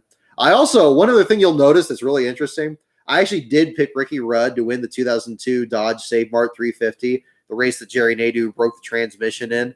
That pick was made before, or broke the rear end on that, the rear gear. Yeah, I picked Ricky Rudd to win that race. So he was actually my fantasy pick winner, and yet Jerry Nadeau had dropped out in that same event. So that definitely was mixed emotions there at the same time, certainly to say the least. But yeah, there's some interesting stats in there. Those are some that just kind of stand out to me there. And you'll see some that maybe were races that slipped away at the last second. I picked Kyle Larson just this year to win at Pocono when he blew the tire there in the last corner. So you can probably tell how a lot of these conversations went from one race to the next. But 2 decades of that, it's like that group of friends that played tag for 3 decades or something like that. You never know when something that's just a hobby ends up being something that you kind of do for a while. It used to be a way that my brother and I just kind of kept in touch when I was in college and he was at home, and then we kept it going when he was in college and I was doing something else. And then pretty soon it just kind of becomes kind of just something we just always do without even thinking about it. So kind of the fun part on that too. So we'll have more updates on that on other picks for the rest of this season. that I post on the Twitter feed there. So if you want to keep following along with what we do on that, we'll have more updates on that coming up as well. Let's see. I got Josh Allen for my fantasy team for work. Oh, Blake Thiemann, you scored right there. There you go. So, okay, let's do the trivia segment here. We'll do our show and tell here at the same time. So I got a couple of things here. We'll do a little bit of, let's see.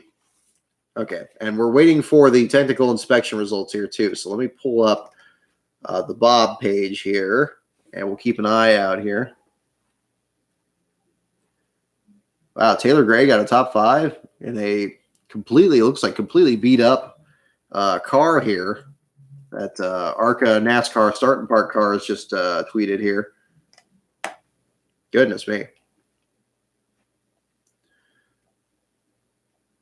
Let's see. Bob Hocker is tweeting here. For those wondering, Kyle Busch was not called to the hauler for the way he drove back to the garage. Like many things it does in evaluating the race weekend, NASCAR will review it this week. Okay, so no updates on that yet.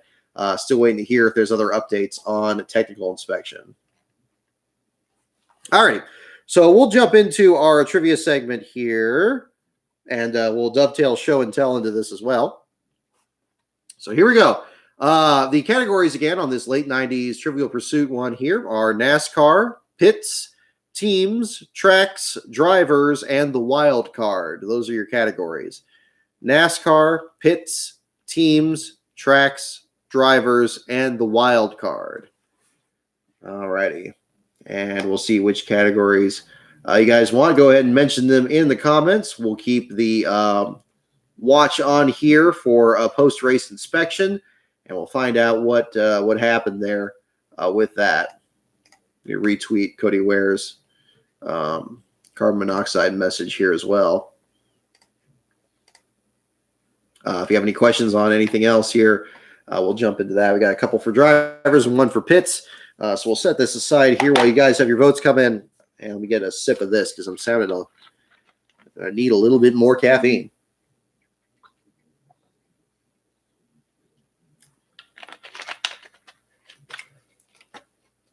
Busch will have no consequences. We'll see. I don't know. It's hard to tell. The playoffs just started. I'm sure they don't want to saddle somebody with something huge at the beginning of this. Although they did with Eric Jones, we had that technical infraction there at Richmond not long ago. That poor guy just had terrible luck in the playoffs. All right. So with Darlington and the Southern 500 being the race this weekend, I thought it would be interesting to bring a little something that I picked up a few years ago. I don't believe I showed it on this show here before. So check this out. This is an actual program from the second ever running of the Southern 500 in 1951. So pretty hip here. Back when it was 50 cents for a copy here. It's this program from the second annual one. So, of course, the famous inaugural running had Johnny Mance win the race on truck tires. This being, of course, the running after it here. I believe that's Johnny on the cover there. I'm not sure entirely. It doesn't have the captions beneath it. But one thing that's really cool right off the bat here is it has the full starting lineup sheet. And check this out. I might actually post this on the Twitter page too. Look at this. Here is the starting lineup. You want to talk about a grid that would have taken a while, a lot longer than today's 37-car field. How about an 82-car field with 27 rows of 3? I'll definitely post this because I'm sure you can't quite read it. It's focusing a little bit, but you can kind of see here. This is an absolutely massive starting grid here, to say the very least. Now, one thing you want to imagine here too, this is back when you had, I mean, I can imagine how big the DNQ list was here. There were multiple days of qualifying back then, and they had to get the best speed. Your pole winner was Frank Mundy, who was actually part of the initial founding of NASCAR, a close friend of Bill France Jr., or Bill France Sr., rather, driving the number 23, a 1951 Studebaker. Imagine not only an 82-car field, imagine finishing last in the 82-car field. That was your pole sitter there. One of the few pole sitters at Darlington, whoever finished last in the race, dropped to the back of the field here. So you got a crazy situation. You got, let's see some other names that stand out here. You got Marshall Teague in the middle of the 17th row. Let's see, Joe Marola, the 1951 Olds on the inside of the 24th row. He was one that drove a Tucker in 1950 for a last place finish there. Your last place starter was Fred Moore, number 58 car, a 1951 Mercury. It always seems like car numbers in the 50s always seem to have the most struggles. Johnny Mantz, when he ran his second running at the Southern 500, he drove a 1951 Nash Ambassador, which is interesting. That qualified in the middle of the 12th row. Other names here. So let's see. You got Herb Thomas in the middle of the front row next to Frank Mundy, and Jesse James Taylor, the number 31 car, a 1951 Hudson Hornet. Second row, Fonnie Flock, Herschel McGriff, and Bill Snowden. I'm telling you what, Herschel McGriff is absolutely the the Highlander of NASCAR racing here. The fact that he ran a 1951 Olds 88 to the middle of the second row in the Southern 500 there. Now that is pretty crazy. Did I say 82? Yes. Does that work out? Does the math work out? Maybe some of these guys didn't start. It's 27 rows of 3. I don't know if that adds up to that. Maybe there were some that didn't start. Okay, that's 81 cars. Okay, so there's an alternate too. So this is 81 of the 82 stars. There were 2 alternates, Bill Widenhouse and Cotton Owens. Let me get the actual results here on Racing Reference, and we'll find out. Yeah, we're gonna do this. Let's bring a little bit of old technology with the new here. Yeah, imagine how long a starting grid like this would take. I see Harold Kite on here. He won the Daytona Beach Road Course at one point. So that's another one. And we'll get this here. Southern 500. This was on September 3rd, 1951. Oh, well, yeah, there you go. Hey, I mean, you actually added the anniversary of it here. The 51 Southern 500, 50 years ago, or well, not 50 years ago. Wait, 60, 70, 80, 90, 0. It's 70 years ago. Wow, goodness. We just had the 70th Southern 500 not long ago. So there you go. Where's the starting lineup? Do we have one of the alternates start here? 82. Okay, Fred Moore. Okay, there's Fred Moore in the 58 car. Bill Widenhouse. Okay, lineup. Okay, no, they put Widenhouse. They put Widenhouse and Cotton Owens in the field. Okay, so both the alternates actually started.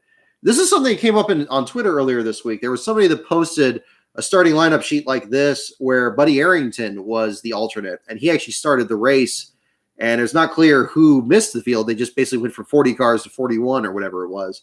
In this case here, both alternates, Bill Widenhouse, the 64 car, and Cotton Owens, both got to start the race. Cotton Owens started 82nd and finished 23rd. Widenhouse started 80th, so he got to start ahead of Fred Moore. He started 80th and finished 19th and finished the race under power. Both of them finished race under power, actually, Owens and Widenhouse. Joe Weatherly withdrew. Did Weatherly have a spot here? Let's find out. I didn't see him unless he was further up.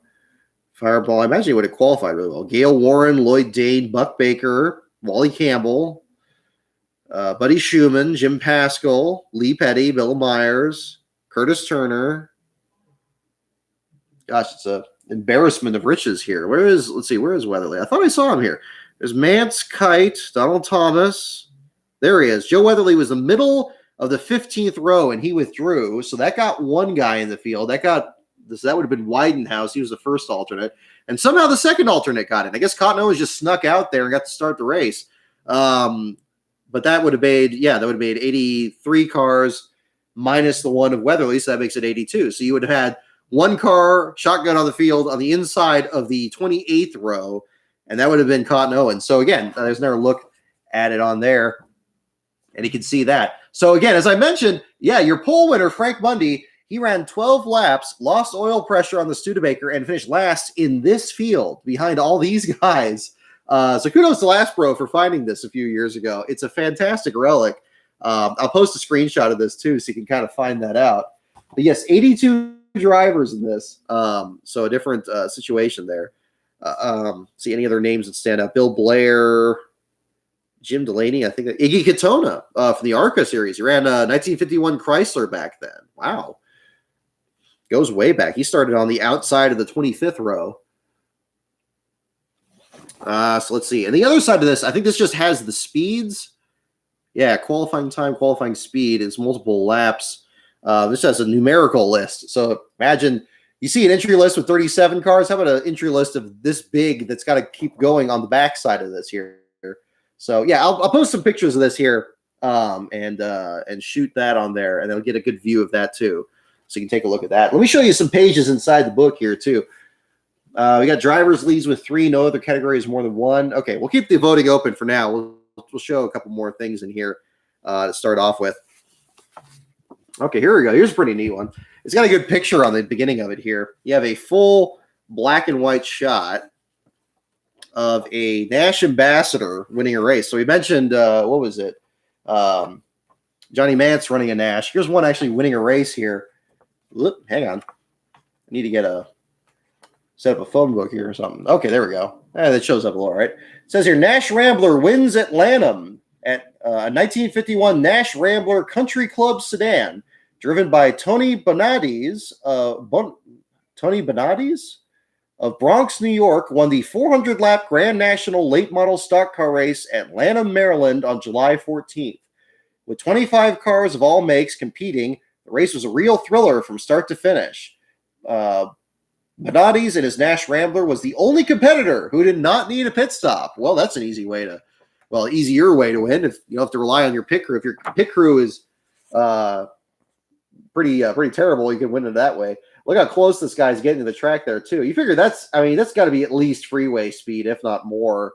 And in these big, heavy stock cars out there, and you got this checkered flag guy just jumping right out in front, like he's trying to dodge Kyle Busch. So you got that. Let's see what we got here. Yeah, mostly a lot of like the day-by-day reports. Here's an indication of the length of time that it took to actually qualify the cars. There's a list of the schedule here. Yeah, there's results from 8 days of qualifying here, and looks like groups of 6 or 7 at a time. Bill Osborne, driver of car 58, was disqualified from the race for attempting to qualify a second car for another driver. Car number 58 will start last position on the outside row, moving all others in that row up 1 position. Okay, was that? Okay, Bill Osborne. I didn't recognize his name. Was that? Yeah, put Fred Moore in the car. Now, there we go. So there's a story already with your last place starter. Talking about an encumbered starting spot there. Facts about the race, $25,000 in total purse. The race winner gets $5,600. 26th through 60th get $50. No indication of 61st through 82nd. I guess I don't even know if they get tow money. That used to be the case. They would give you enough money to get you gas on the way back home. Let's see here. Here we go. Frank Mundy, you want a good picture of Mundy here. There's the pole sitter there, and your last place finisher of the 1951 Southern 500. So you got that shot right there. It says below the caption here, the victory kiss. Here's Mr. and Mrs. Perry Smith of Columbia, South Carolina, paying their gratitude to their driver, Frank Mundy. After Frank broke all speed records for the Darlington track during time trials, Frank turned the 8 laps, 10 miles, in 7 minutes, 7.69 seconds, or an average speed of 84.65 miles per hour. Frank represents the Studebaker dealers of South Carolina in today's big race. So there you go. So it wasn't just 1 lap. They had to run 8 laps. I mean, heck, I guess you got to outdo Indy somehow if you're going to do 4 laps versus 8. Let's see here. You got some pictures of race action from the inaugural Southern 500 here. So you got Johnny Mance's car there in the middle of the bottom there, and probably the middle of the top row there as well. Buck Baker, that 87 car gets featured a lot in a lot of the promotional materials for the race. Let's see here. Now here you go. Here's some more race action from that year. Got a few guys well before safety advancements being what they are. Looks like you got Red Byron here in the leather helmet in this shot. Goodness, what is that? Marshall Teague in this side here. Highlights at Southern 500 Speed Classic. Cars lined up 75 in number for start of the 500-mile race. The 82 cars, this is actually, I'm pretty sure that's got to be the biggest field in Cup Series history, at least for a points race there. Because you had, well, I mean, gosh, it's almost as big as the number of cars you had to attempt to qualify for the Brickyard 400. Imagine just saying, we're not going to have knockout qualifying. Just put everybody out there and see what happens. That would have been interesting, to say the least. Let's see. If you want a variety of good food prepared in a clean restaurant, then it's Edwin Turner's Chicken Basket of Florence, South Carolina. We got some old school ads here. Let's see.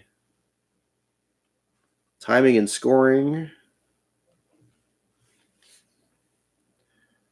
Proved to be the best for long distance racing and soaring users operators.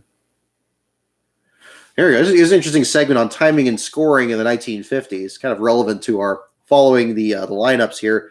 One of the major problems for any successful race is efficient timing and scoring. The NASCAR system, adopted from the scoring system originated by the American Motorcycle Association, has proved to be the best for long-distance races.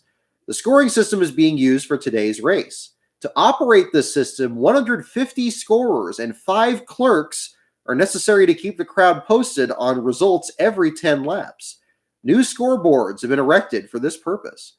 Joe Epton, Spartanburg, South Carolina, is head scorer and timer for the NASCAR events at Darlington Raceway. Joe will have 150 scorers in the stands at the lower turn, 2 scorers for each car who will alternate on their shifts during the long grind. A special card with 400 spaces is assigned for each car and driver. A scorer and assistant will be assigned to each car. Every time a driver rides by, the scorer checks the time showing on the special card clock, marks it down on his card, and by this system, an accurate check can be made of the time required for every lap of the race. This card can also be checked against the pit stop records. For timing the entries, the famous Daytona Beach timepiece, the Gartner timing machine, designed and built for the purpose of clocking speed machines on the famous beach, was used to clock every entry. The tape recorder shows the time required by every car down to the 1/100th of a second. This intricate machine is valued at $10,000. Wow. Well, there. How far we've come in the age of computers. That was just reading from this article here, and there is the wonderful little device here in the corner, which looks like it's half radio, half record player. And that was it. And then, of course, you still had scoring errors and and everything. Now, and 150 people and 5 clerks track 82 cars. It's amazing they ever found out who won this race. Maybe it's just a matter of determining it by committee. Let's see. It's very lean with the pictures. I mean, obviously everything's in black and white, which is expected. But even like the advertisements are very downplayed. Well, I mean, look at this. It's just they literally. You want to get a quarter of a page? Okay. And we'll just put black text on white print. If you had like any kind of graphic on here, you would stand out so much more than the other advertisers. So that would be a thing there too. That's Harold Brasington there, the president of the track, this shot here. So you got that. Here we go. I have a Standard Parts Company here. Napa Jobbers, complete auto parts and machine shop. Notice Napa is being presented as initials here. Instead of as the traditional logo. It's kind of fun there too. Let's see. We'll get a couple more here. Let's see if I can find a couple interesting features in here too. Here we go. Play Swing It, America's newest game sensation. Swing the ball into the cup. 4 models, indoor and outdoor sizes. Prices range from $6 to $10. Information and rules folder, 25 cents. Refunded on orders filled. For detailed information, write Harold Brasington. Good Time Games, Darlington, South Carolina. Okay, so apparently, like, I guess Harold Brasington did, like, carnival games or something. That's what this was from. So you got, like, kind of a little diagram of this. Kind of a, I don't know what that's about there. She looks like she's having fun. We'll get to the trivia here pretty soon. I'm just seeing if I can find some other stuff here in the meantime here. Let's see. Hudson. Okay. Joe Eubanks. Oh, here we go. How about this? Here's Herschel McGriff, and mentioning him. Here's his driver profile. You want to see what Herschel McGriff looked like in 1951? That's him in this picture right here. Take a look at that. So it certainly puts it in perspective. This is the same guy that was playing the trombone at the for the national anthem just a couple of years ago. Herschel McGriff, Portland, Oregon, car number 77, driving a number 1951 Oldsmobile 88, qualified second fastest time, second day to start second middle row position. Time 7 minutes 14.68 seconds, speed 82.63 miles per hour. Won the Pacific Northwest Stock Car Championship in 1949, winner of the Mexican Road Race last year. Finished among first top 10 at Darlington. Truck driver by trade, married, 2 children, Douglas 5 and Marilyn 3. Let's see. Got a couple other pictures here. Speed charts. Mostly ads for this. I guess the more things change, the more they stay the same here. Results of the previous Southern 500 with Johnny Mance, the winner, of course. More building supply. What's interesting too, when you look at something like this, you try to find pictures of somebody like from like a half century ago or more, 7 decades ago. Try to see if they look like somebody that's from the circuit today or something, maybe like a distant relative or something. That would always be interesting. Ooh, here's a nice shot of the fabulous Hudson Hornet here. Marshall Teague behind the wheel. So you got that too. There we go. Racing World, thank you for the shout out there.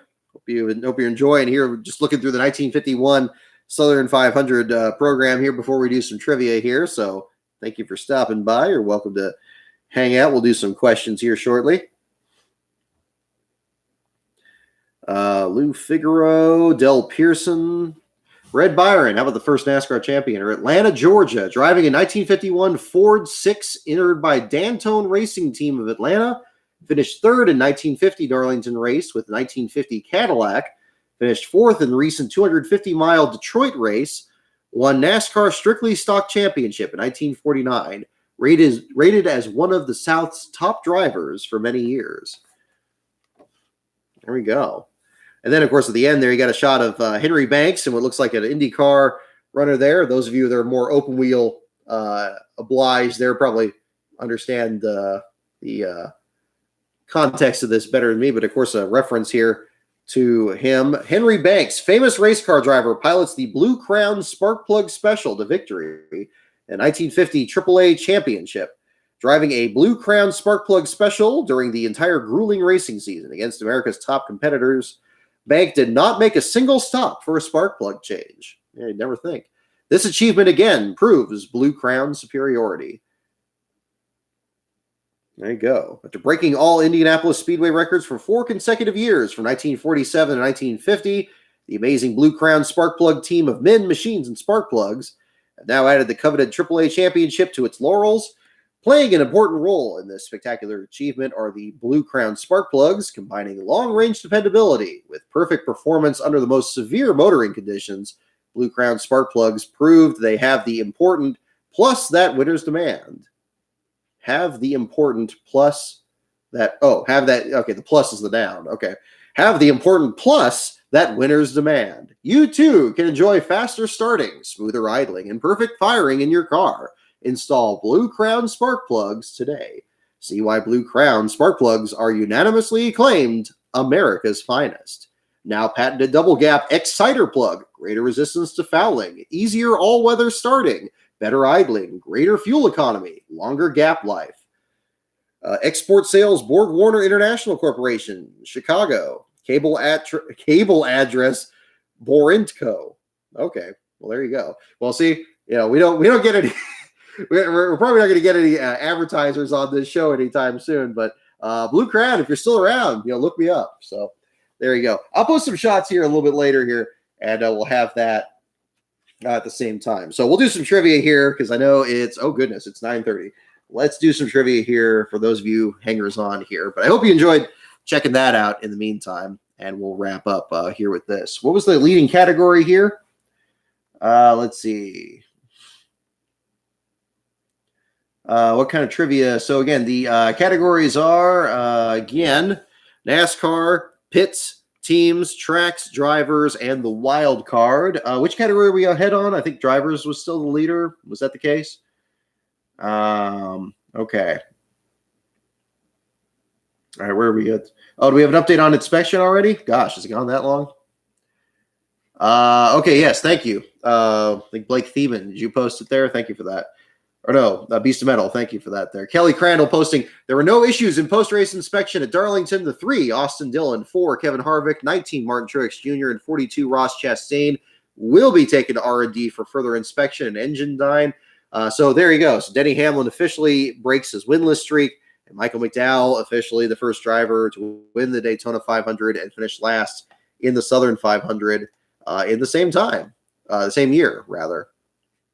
Okay, so we'll do a couple questions here to wrap up. I appreciate those you guys sticking around here. So we'll do some driver questions for the show tonight. So first question here, what driver grew up on Coach and Sedan Street in North Carolina?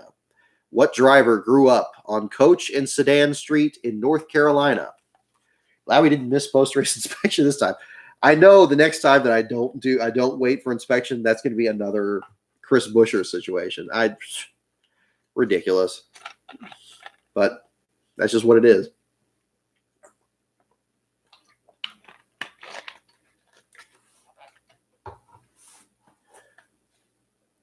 What driver grew up on Coach and Sedan Street in North Carolina? That is the first question. We got ones for Jared. We got Earnhardt. We got Earnhardt.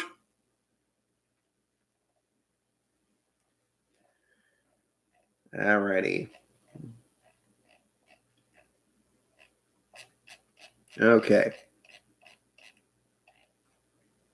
Wow, we've had no shortage of stuff here on the show tonight, so it's gonna be a good long one here. I appreciate you guys staying up here with me. We won't keep it too much longer here for those of you on the East Coast here. But again, I do appreciate you guys tuning in.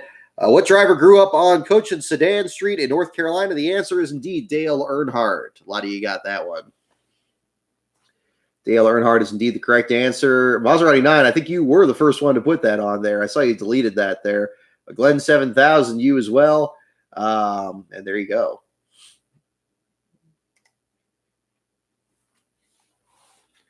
Yeah, Hamlin's streak does seem kind of like Jeff Gordon's losing streak. Well, also, didn't they say that Hamlin had another season where he didn't win a race, too, before? So, not unheard of, but definitely rare.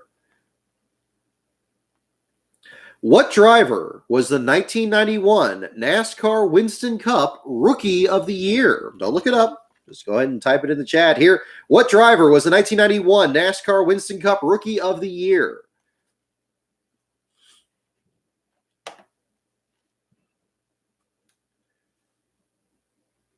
All righty. What driver was the 1991 NASCAR Winston Cup Rookie of the Year?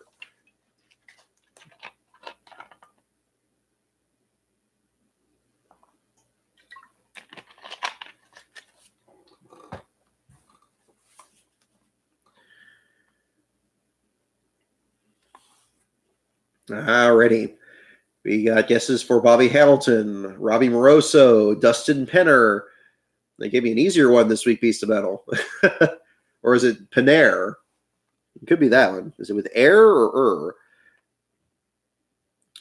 What driver was the 1991 NASCAR Winston Cup Rookie of the Year? And the answer is indeed Bobby Hamilton, the Country Time Lemonade Oldsmobile for TriStar Motorsports.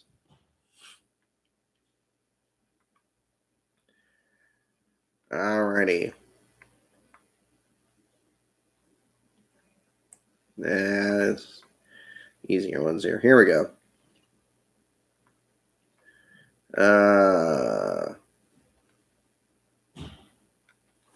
Here we go. So keep in mind, for those of you new to the show here, this is a late 90s trivia question thing. So the answer may not be the first thing you would guess for something recently. May or may not be relevant to this question. And that question is, who was the oldest driver ever to be named NASCAR Winston Cup Rookie of the Year? Who was the oldest driver ever to be named NASCAR Winston Cup Rookie of the Year?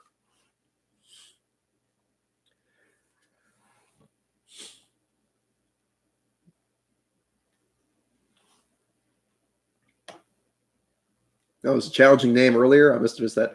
Oh, you mean Jesperi Kotakanyemki? Kokanlami. Jesperi Kokanlami. That's as close as I'm probably going to get to that one. Who was the oldest driver ever to be named NASCAR Winston Cup Rookie of the Year? Good guesses for Hensley and Trickle and Harry Gant. Good guesses. Good guesses all. Only one could be correct. Or is it a different name? Is it a different one? Who was the oldest driver ever to be named NASCAR Winston Cup Rookie of the Year? And the answer was indeed Dick Trickle. Dick Trickle. Always good to get a Dick Trickle question. 1989.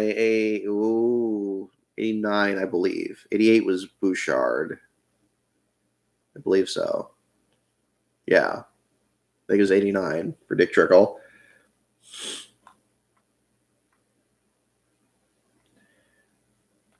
Ooh, here we go. We're going back in time here, too. What driver was the 1964 NASCAR Winston Cup Rookie of the Year?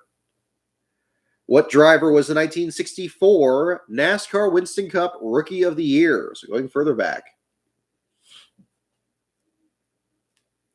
Most unfortunate name in racing history or most fortunate name in racing history? Who knows? What driver was the 1964 NASCAR Winston Cup Rookie of the Year?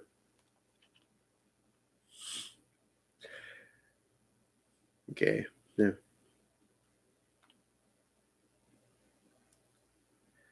What driver was the 1964 NASCAR Winston Cup Rookie of the Year?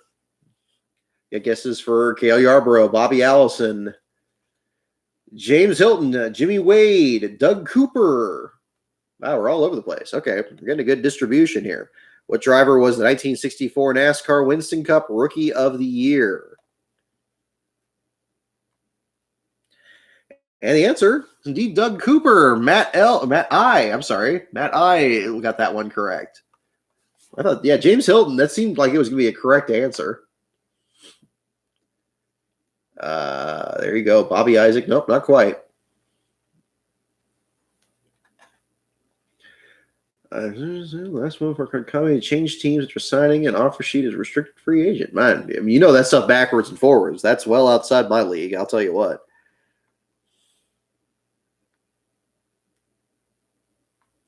Oh, here we go. Perfect. I got a Darlington question here. What driver won the 1952 Southern 500 at Darlington while wearing Bermuda shorts? What driver won the 1952 Southern 500 at Darlington while wearing Bermuda shorts?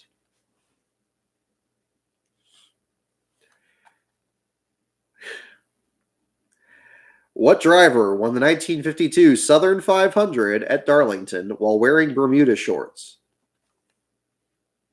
Tim Flock, Fonty Flock, Junior Johnson? And we'll see. A lot of those classic Southern 500s, they're great videos to watch. I mean, it's the race is just as much of a gauntlet as it's ever been, and those classic ones are something to behold for sure.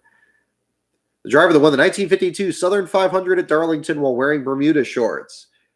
Tim Flock, Junior Johnson. That's right. They put that video up of Junior Johnson putting out the engine with his shirt. There you go. The answer is Fonty Flock. Fonty Flock. I think a couple of you got that one. Maserati 9, you did. Sounds like a flock. Jonathan Green, you were right on the right track there. A couple of you got Tim Flock, so you were very close. Fonty Flock is the correct answer. This is more of a Fonty story.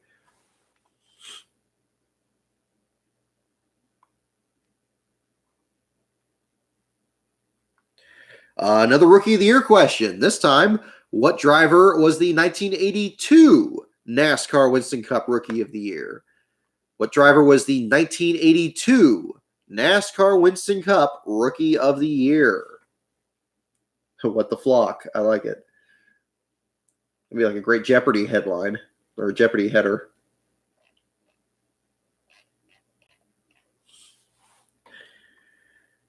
What driver was the 1982 NASCAR Winston Cup Rookie of the Year?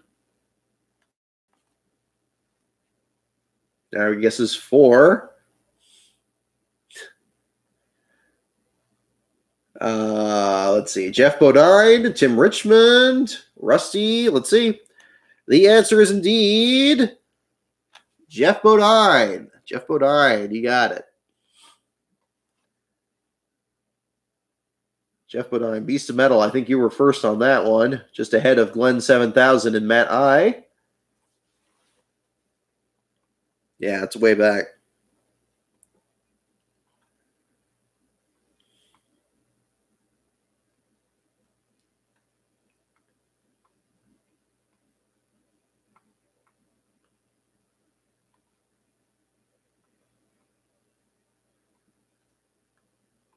Oh, these questions are Rookie of the Year questions. Let's see. What driver was the 1981 NASCAR Winston Cup Rookie of the Year? I skipped a couple of them here, but it just gave me another one. What driver was the 1981 NASCAR Winston Cup Rookie of the Year?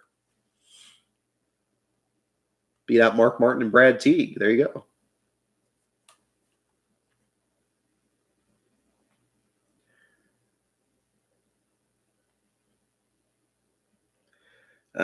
Tim Richmond, Ron Bouchard.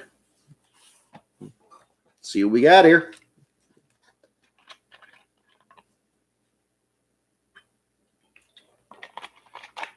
Saw the compliment there on the quilt. I'm glad you guys like that there. Definitely keeping that in the shot there. Well, did a great job on that one. You got DJ here in the Interstate Batteries car and Texas T and the, oh, that's just outside the shot there with the Kellogg's car there here. You can kind of get that moved up a little bit and kind of see that a little better. Oh, a little bit higher than that. There you go. The Ted Musgrave car behind that. So you got that too. Yep, there you go. Got to practice the old weatherman point there in the meantime.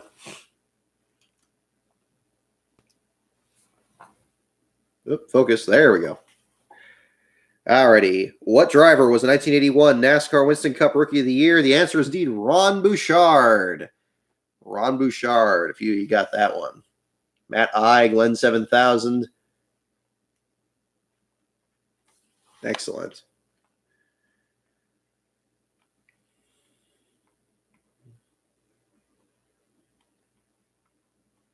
All right.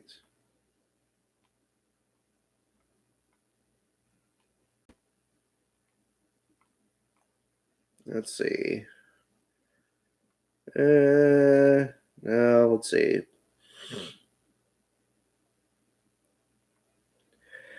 Which Allison, next question here, which Allison won his first super speedway race in an ARCA car at Talladega in 1983?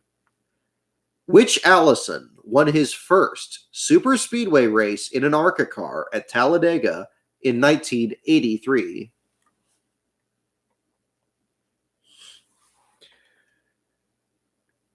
Alrighty. Seeing guesses for Davey here. Several. Yep, can't fool you guys. The answer is indeed Davey Allison is the correct answer.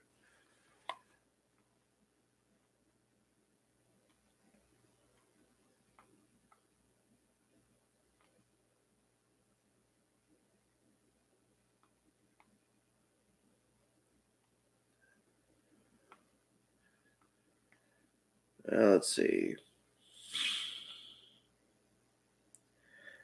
Alrighty.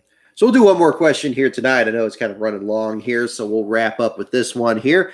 What driver, pay attention to this one, what driver was the 1992 NASCAR Busch Series Rookie of the Year? What driver was the 1992 NASCAR Busch Series Rookie of the Year?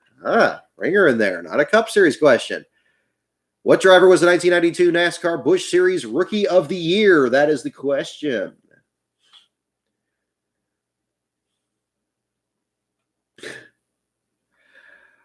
What driver, BND, I'm not saying your name, buddy. What driver was the 1992 NASCAR Busch Series Rookie of the Year?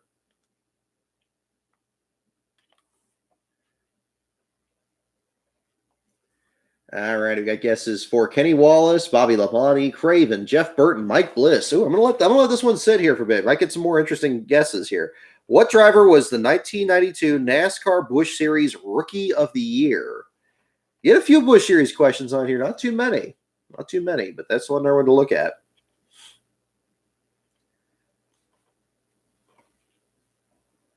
Craven, LaJoie, Bliss, Kenny Wallace, Gordon. Now let's take a look. Last question of the evening. What driver was the 1992 NASCAR Busch Series Rookie of the Year? And the answer is Ricky Craven. Craven, indeed. I thought the ones you guessed, Jeff Gordon. I thought that was going to be my same one there. Interesting guesses. Yeah, indeed. Ricky Craven is indeed the correct answer. Glenn 7000. I think you were the first one on that one. Mark Bancroft, looks like you got it too there. So there you go. Well, congratulations to Denny Hamlin, your race winner. Unfortunate last place finish for Michael McDowell in the Southern 500 earlier this evening. I hope you guys really enjoyed the show tonight. Thank you guys for tuning in, spending a little bit of your Labor Day weekend with me. Our next show, pending weather, of course, is going to be next Saturday night, another night show after the conclusion of the Richmond doubleheader between the Xfinity Series and the Cup Series there. So stay tuned for that. And we'll do some more trivia. We'll talk more about the race. We'll do everything in between here. Thank you so much, everyone, for your support. If you're interested in more content, check out my Patreon at patreon.com/LastCarOnBrock. Check out my Twitter feed at LastCarOnBrock. And, of course, the website is lastcar.info. The article on Michael McDowell will be posted a bit later this evening, and you can look forward to that as well. So thank you again for your support. Have a great week. Have a safe week, and I'll see you guys next week. And we'll have another show, and we'll do it all over again. So take care, folks. Have a good night.